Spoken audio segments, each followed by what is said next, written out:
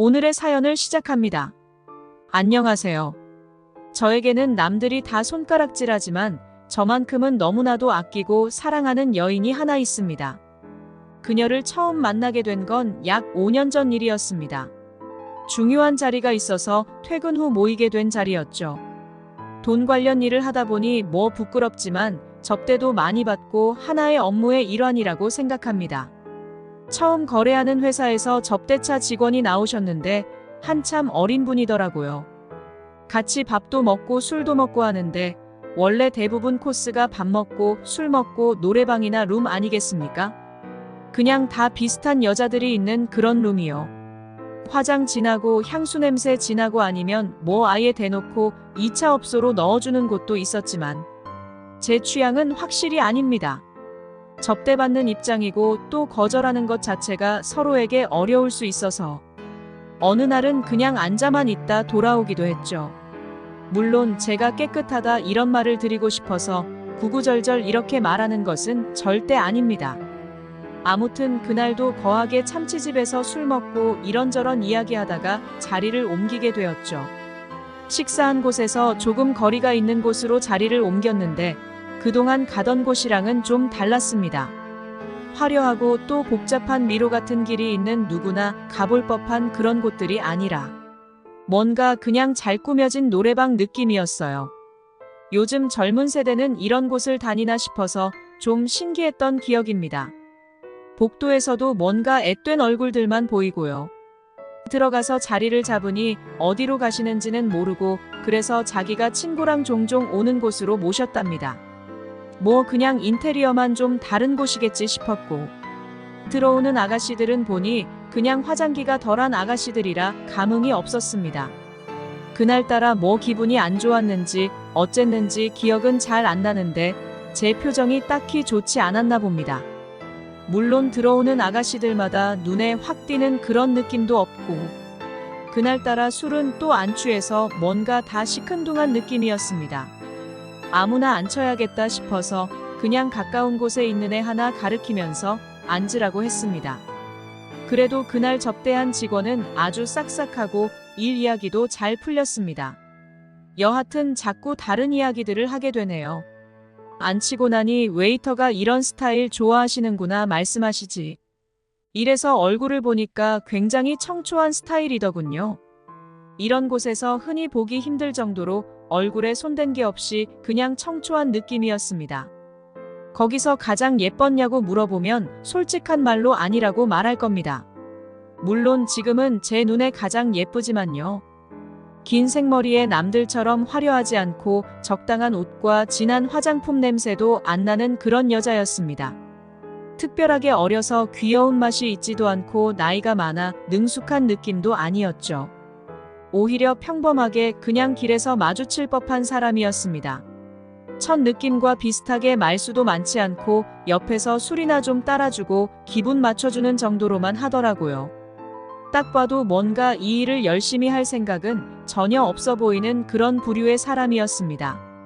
그렇게 그날 접대가 잘 마무리되고 돌아와서 일상을 보내는데 문득 그 여자의 얼굴이 떠오르는 겁니다. 그날 뭔가 제대로 놀지 못해서 아쉬움이 남는 건가 싶어서 다시 그곳을 찾게 되었습니다. 놀기 좋아하는 친구놈 하나 꼬셔내서 갔는데 이름이 가물가물하더라고요. 그래서 웨이터한테 찾는 얼굴을 말하니까 이름을 대번에 말하답니다. 근데 아직 출근을 안 했다고 그래서 시간이 12시인데 출근을 안 하냐니까 기다리시면 데려다 준답니다. 그래서 그냥 친구랑 아무 여자나 끼고 놀고 있었는데 한참 뒤 그 여자가 들어왔죠. 오늘도 그냥 그렇게 시큰둥한 표정이었습니다. 아마 지금 생각해보면 피곤해서 그런 게 아닐까 싶습니다. 한참 뒤에 알게 되었지만 앞서 다른 아르바이트도 하고 왔었다고 했거든요. 그날 보고 나니까 이상하게 그 여자 생각이 머릿속에서 떠나지 않더라고요. 힘없는 목소리랑 처연한 눈빛하며 사연 있어 보이는 여자한테 끌리는 거라고 친구가 말렸지만 들리지 않았죠. 결국 처음으로 그런 곳에 접대나 친구들 없이 혼자서 찾아가게 되었던 것 같습니다. 정확하게 이름을 이야기하고 불렀을 때 놀란 표정을 지으면서 들어왔는데 이렇게 자기를 지명해서 부르는 손님이 별로 없다고 하더라고요. 그 이후로 몇 번씩이나 그곳을 찾아가서 그냥 별말 안 하고 같이 맥주 가볍게 한 잔, 야식이나 먹으면서 이야기를 나눴더랬죠. 그곳에 사연 없는 여자들이 어딨겠습니까가마는 그녀는 조금 달랐습니다. 엄하고 폭력적인 아버지를 피해서 도망치듯 집을 나오고 그렇게 별별 일을 다 하다가 결국 마음의 병이 생겼나 보더군요. 밤이 되면 잠도 안 오고 자꾸 혼자 술을 마시니 이럴 바에야 나가서 앉아있고 돈이라도 벌자는 생각으로 일을 시작했답니다. 그러다 보니까 뭐 열심히 하는 태도가 잘 안 되어서 몇 번 쓴소리를 들었는데 어차피 그만두면 그만이라 생각했다고요. 근 1년을 쫓아다녔던 것 같습니다. 가게도 가고 끝날 시간까지 기다렸다가 밥도 먹자 이야기해보고 연락처도 물어보고요. 자기는 진짜 돈이 어마어마하게 필요해서 이 일을 하는 게 아니라면서 한사코 연락처도 안 주더라고요. 대부분 아가씨들은 연락처도 주고 선물도 받고 2차도 가고 그러는데 확실히 다른 사람이라는 느낌이 강했습니다. 더 쫓아다니게 되었는지 몰라요. 1년을 넘게 그렇게 쫓아다니다 보니까 그녀도 저를 받아주더라고요. 가게에서 일찍 나와 같이 늦은 저녁 시간 해장국집에서 소주 한 잔 먹는데 오빠는 나를 왜 그렇게 쫓아다니냐고 하더라고요. 그냥 뭐 왜냐고 물어보니 하는 말인데 내가 첫눈에 반했다고 하면 믿을 거냐고 물었더니 막 웃더군요. 처음으로 정말 아이처럼 웃는 그녀를 본 것 같습니다. 같이 밥을 먹고 여느 때처럼 집 앞에 내려주려고 하니 올라오겠냐고 묻더군요. 순간 내가 잘못 들은 건가 싶어서 어벙벙하고 있으니 마음 바뀌기 전에 같이 올라가잡니다. 근 1년이 넘게 공을 들인 게 이게 내 마음을 알아주나 보다 싶어서 따라 올라갔죠.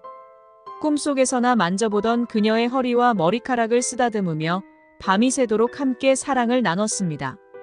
그 이후로 잦은 다툼이 있었지만 이제는 그곳에 일을 하러 나가지 않고 있어요. 잠이 오질 않아 술을 마시고 나쁜 마음에 나갔던 곳인데 이제는 제가 있으니 밤새 등을 토닥여 주어서 잠을 잘 잔다고요. 가장 친한 친구에게 이야기했더니 다들 미친놈이라고 합니다. 나이 40 넘어서 결혼도 못하더니 제대로 물린 거라고요. 남들은 저희의 사랑을 이해하지 못하겠지만 늦게나마 제 마음을 받아준 이 여자와의 만남이 사랑이라고 저희는 굳게 믿고 있어요. 주변에 당당하게 어떻게 만났는지 우리가 어떤 사랑을 했는지 말할 수는 없지만 저희는 이제 서로의 연인으로 함께합니다. 때문에 가까운 친구들과 등을 돌리게 되었지만 이 사람을 선택한 것에 대해서 후회하지 않습니다. 2년의 연애 시기가 지나가고 있는데 이제는 당당하게 사람들 앞에서 나설 수 있게 결혼하자고 말하고 싶은데 그녀도 제 마음을 받아줄까요?